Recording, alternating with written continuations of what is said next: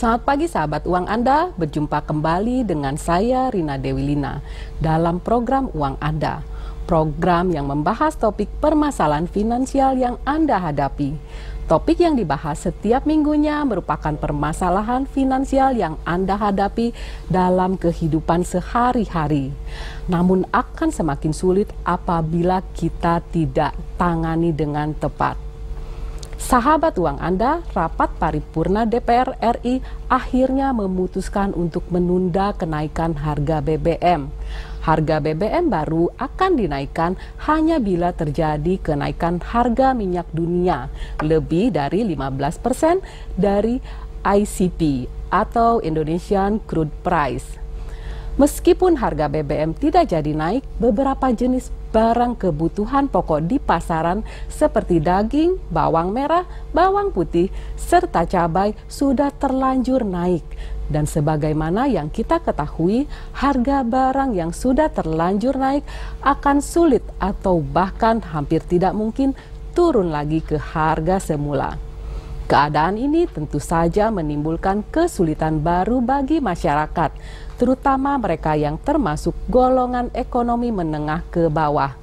Karena itu, dengan naiknya harga barang di pasaran, maka sudah selayaknya kita lebih pandai mengelola keuangan keluarga agar kebutuhan sehari-hari tetap dapat terpenuhi. Pengelolaan keuangan memang tidak akan serta-merta membuat kita kaya mendadak.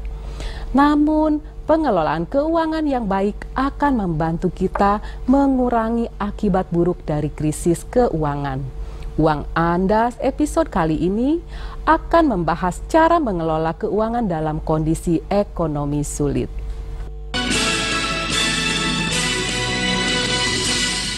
Baiklah sahabat uang Anda, saatnya kini saya membuka segmen interaktif di nomor di bawah ini.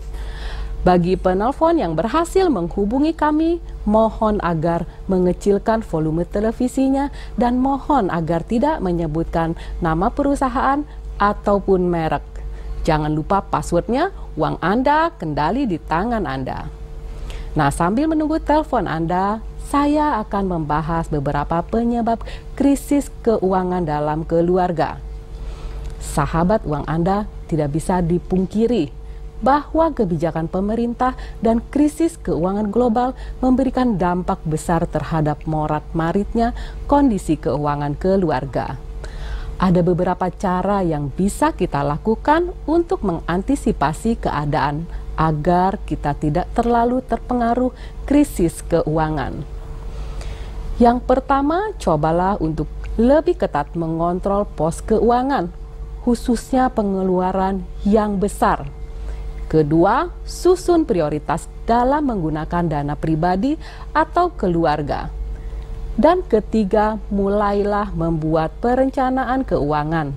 Anda tentu tahu bahwa pengeluaran dana yang tidak didasari oleh perencanaan keuangan yang baik akan dilakukan secara spontanitas, tanpa rencana dan tidak memikirkan akibat jangka panjang.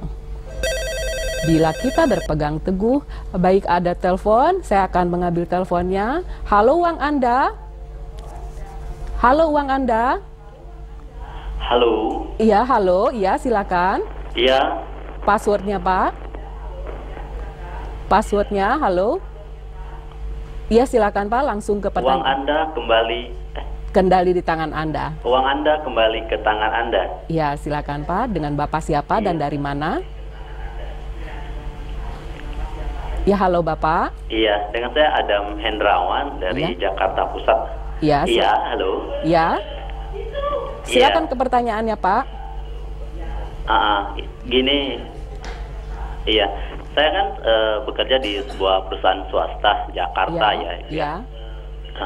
Yang namanya kita pekerjaan itu kan karena kebutuhan banyak ya. Betul. Dari kebutuhan keluarga gitu kan. Ya. Belum kebutuhan kita sebagai pemimpin dalam keluarga itu yang namanya uang kita terkadang nggak bisa mengatur gitu. Baik. Apalagi sekarang kan sudah banyak sistem-sistem yang mengeluarkan uang itu begitu cepat gitu Ibu ya. Iya. Tapi langsung ke pertanyaan, bagaimana supaya sebenarnya uang kita itu bisa keluar dengan kepastian yang begitu pasti. Oh, jadi uang kita itu keluar, tapi tahu kita keluarnya itu gimana begitu loh, Pak.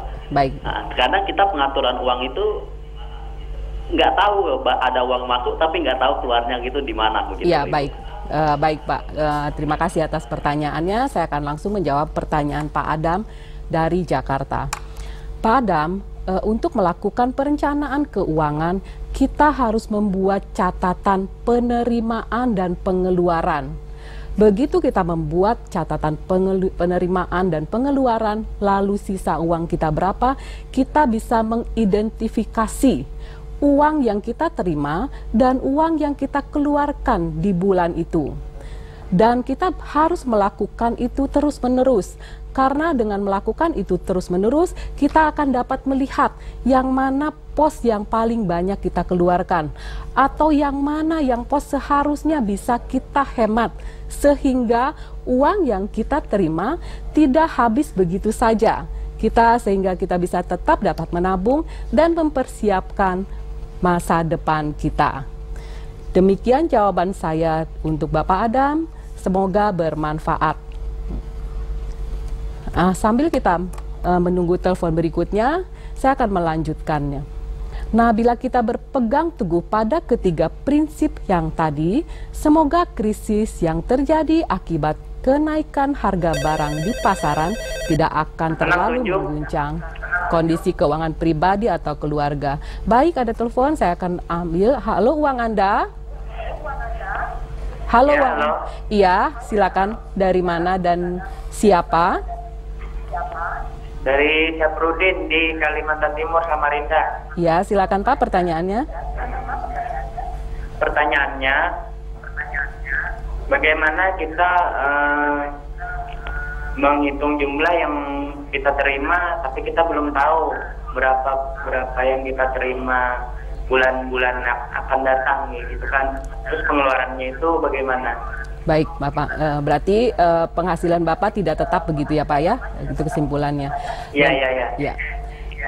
Baik, terima kasih Pak Syafrudin. Nah, untuk pengeluaran, untuk penerimaan yang tidak tetap, yang terpenting adalah kita membuat rencana pengeluaran. Nah, hemat-hematlah di dalam pengeluaran ini. Begitu kita tahu satu bulan harus berapa kita mengeluarkan uang, maka walaupun uang kita tidak tetap ketika mendapatkan satu penghasilan, kita akan tetap bisa hidup sama standarnya seperti sebelumnya. Nah, untuk penghasilan yang tidak tetap ini, apabila Anda menerima hasil yang lebih besar dari rencana keuangan bulanan Anda, maka Anda harus menyimpannya. Lalu simpanan itu akan Anda jadikan dana darurat. Dan ketika satu waktu menerima penghasilan yang kurang dari pengeluaran bulanan, uang yang sebelumnya ditabung bisa digunakan untuk menambahkannya. Demikian jawaban saya untuk Bapak Syafrudin. Semoga jawaban saya bermanfaat. Baik, silakan. Halo, uang Anda. Halo, uang Anda. Kendali di tangan Anda. Ya, silakan Ibu. Saya Ibu Ana. Ya, dari? Dari Jakarta. Iya, silakan pertanyaannya. Gini, kalau kita memulai usaha baru, sebaiknya investasi itu dilakukan dengan cara kredit atau dengan cara cash? Untuk investasi yang mahal-mahal ya, barang-barang yang mahal. Ya, terima kasih Ibu untuk pertanyaannya. Adalah kalau mau melakukan satu usaha baru, apakah dengan kredit atau cash? Nah, Ibu sebenarnya untuk melakukan satu usaha baru, Ibu harus melihat dulu apakah usaha ini bisa dibiayai oleh sendiri. Kalau Ibu bisa melakukan dengan membiayai sendiri, untuk apa Ibu mengajukan satu kredit? Karena dengan kredit berarti akan menjadi satu tanggung jawab yang lebih besar. Tetapi bila uang yang ada tidak cukup untuk membiayai usaha Anda, maka silakan Anda mengajukan kredit kepada bank atau koperasi di kota Anda. Baik, terima kasih Ibu Ana atas pertanyaannya. Semoga jawaban saya bermanfaat. Ya, silakan. Halo, uang Anda. Halo, uang Anda. Ya. Dari siapa dan di mana? Dari Bapak Agus di Palembang. Ya, silakan pertanyaannya Bapak Agus. Ini Pak, ini permasalahan saya kan orang wira swasta. Ya. Nah, swasta ini kan memang kayak Pak Adam tadi kan dia nggak tahu pengeluaran di mana ya. Ya. Nah ini kalau saya ini semua pembukuan ada, Ya. mulai dari pengeluaran sampai pemasukan. Ya. Nah tapi saya kan kok kenapa nyampe modal tadi bisa habis nggak karuan, padahal semua udah terkendali penuh. Nah jadi saya minta tolong gimana caranya mengelola suatu wira swasta biarpun itu udah dikelola secara mungkin. Ya, baik. Terima kasih Pak Agus atas pertanyaannya. Nah Pak Agus, sebenarnya pertanyaan untuk wira swasta ini belum sesuai dengan topik kita kali ini. Tapi kami akan mencatatnya dan Bapak bisa mengajukan pertanyaan Bapak melalui email kepada kami info@uanganda.or.id.